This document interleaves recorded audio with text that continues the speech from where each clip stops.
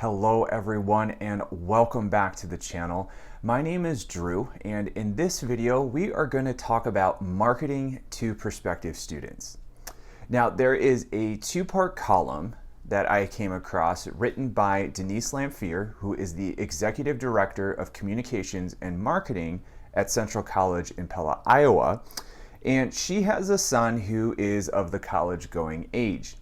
And so she had this idea of kind of tracking how schools and colleges and universities, how they market to her son, and really what he kind of found appealing, or really what that looked like.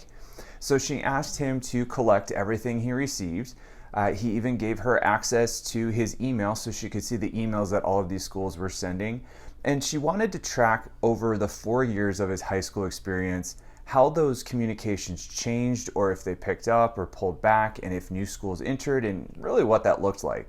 And so she also took all of the mailing materials that he received and she took them to her work, and they kind of built this mosaic on the office walls so her team could see what that perspective looks like and how students are receiving communication, and if there were any takeaways that they could pull from that. So when she tallied all of the numbers, it was pretty interesting what her son received. And in fact, she said in total, over 90 colleges and universities had contacted her son over 4 years. He received over 5,000 emails, 23 handwritten notes, and over 300 postcards. And there were a few other things sprinkled in as well that kind of completed this whole package of communication. And she thought it was interesting, and in reviewing all of that, she had some takeaways.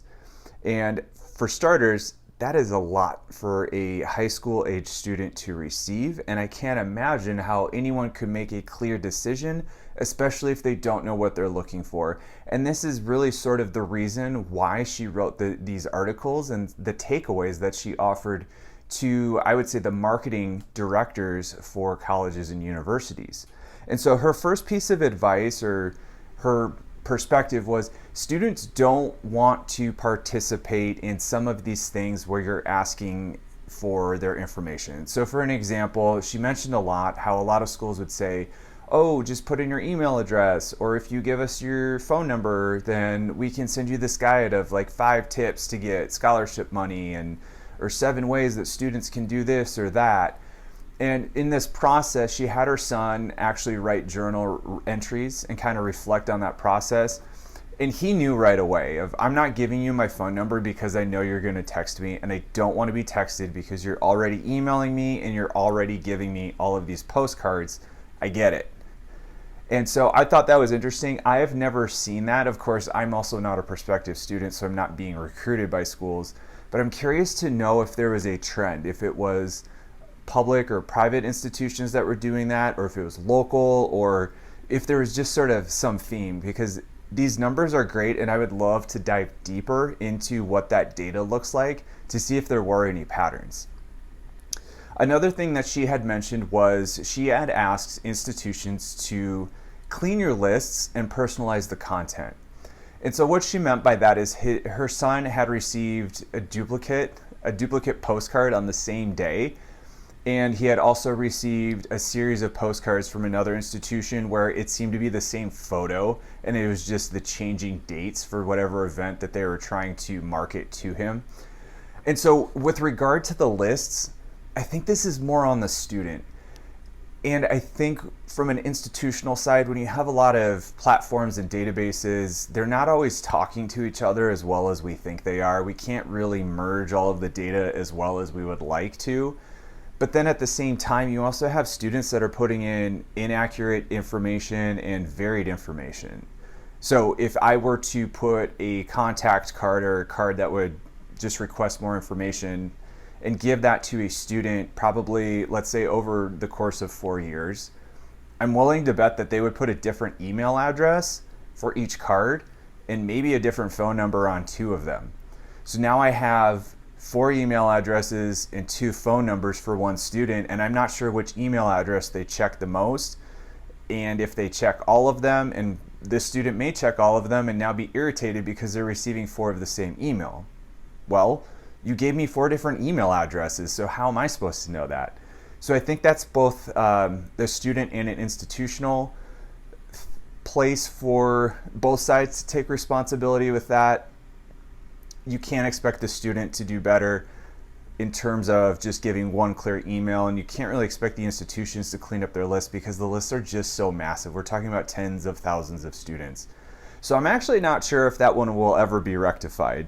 And then with the tailoring, I can see where that would be mundane, but I can also see where, from a cost perspective, trying to print out more postcards with different images or really trying to tailor it more so might be more costly than beneficial.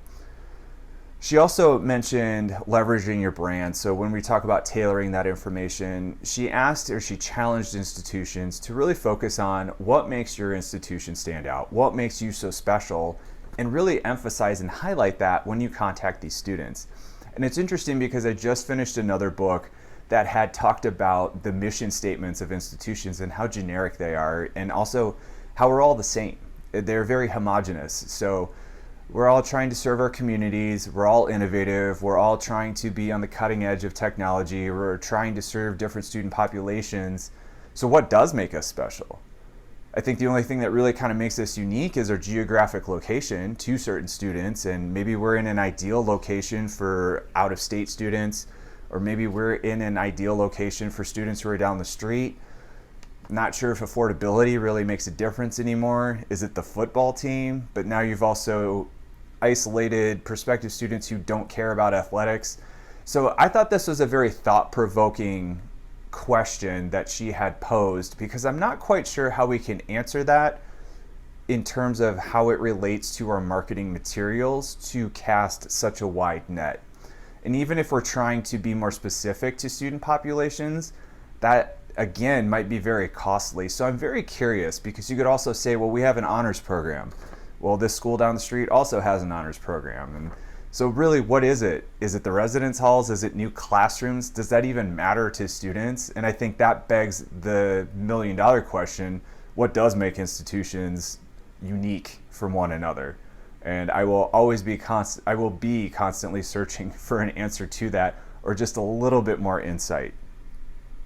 The other thing that I thought was interesting that Denise Lamphere had talked about was she asked institutions to be transparent with prices.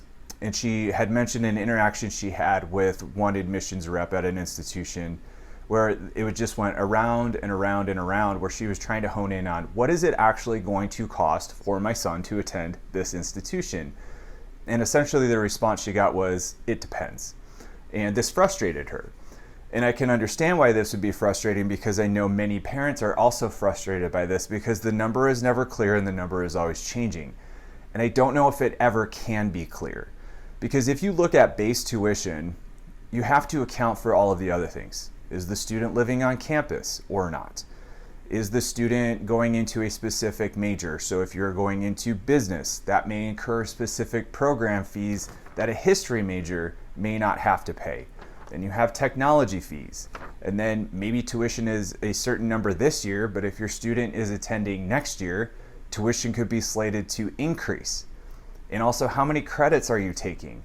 So all of those things can really make a difference in what the actual cost of attendance is. And the best you can do is get a ballpark estimate. And so this is where a lot of institutions do have tuition calculators on their websites, and it's still not going to be very clear, but it just gives you somewhat of an idea, give or take a few $1,000s, which doesn't really help in the grand scheme of things. But you can just begin to start thinking about, okay, what would a financial aid package look like? What would external scholarship funding look like? And what is it going to cost out of pocket?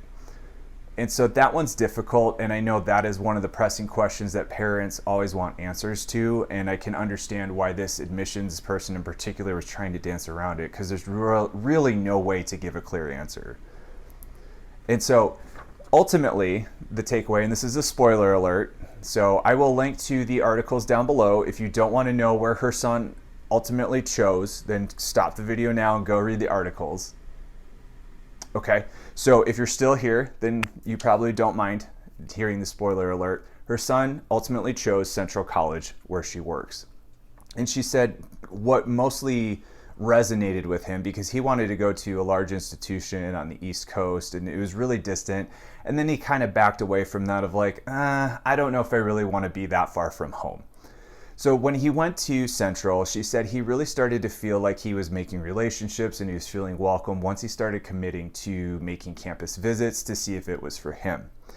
And I thought that was interesting. I thought that was key because it seemed to be like a casual mention of, well, once he started doing this, then he made up his mind. But that's exactly it. He went to the campus. He went to go see it in person. And this is something that I have always talked about on this channel. And I think I mentioned this a lot I have a 2-part series of how to choose a college. And one of the things I stress is you have to go see for yourself if this is a fit for you. And so in relation to these articles, it's interesting in a sense that he made his decision based off of physically going to the campus and seeing for himself. It was not a series of emails. It was not postcards that he received. Now these are calls to action of saying, come join us, come here. And so if you are a prospective student, I think it just takes one postcard to look at, do I want to go visit this school? My advice, if you want to sift through all that noise, is you don't necessarily have to get caught up in what are they offering me or what does this look like? What are these photos? Just go see for yourself because there's so many things that you can't put in marketing materials that determine your path. You could get so many postcards. You could get handwritten notes. You could feel like, oh, this school is for me. And you could go there and you could feel like the residence halls are just dark and cold and you could feel like, these students don't really look or feel like me and I don't know if this is really a fit. And then you could go to a school where you may have received one letter or just a school that you had heard about from word of mouth and you could feel right at home. So ultimately, from an institutional side, we are marketing too much to our students and I think they are starting to tune us out and I think we need to be more intentional. And I also know that we are measuring that. We are assessing based off the marketing materials and how many touch points that we have. So maybe we need to reevaluate that. And then on the student side, I think you just need to go see the school. I think you need to be open and I think you need to be realistic about what your options are. Now, her son had several options based off of tuition reciprocity, and some students may not have that. So then that would be a good starting point. What can you afford? If it's the community college across the street, maybe that's what it is. Go visit and see for yourself. Or if you have the option of attending a few universities in a neighboring state, go look. And if you can't go look for yourself, then you can find virtual tours online, which I also have a video that talks about UVisit, which is a great way to kind of get a feel virtually about what that campus is like and what that school has to offer. So these were interesting articles. I'm really glad that she wrote these. I thought she had some interesting perspectives, and it was pretty crazy to see how much he had received from colleges and institutions.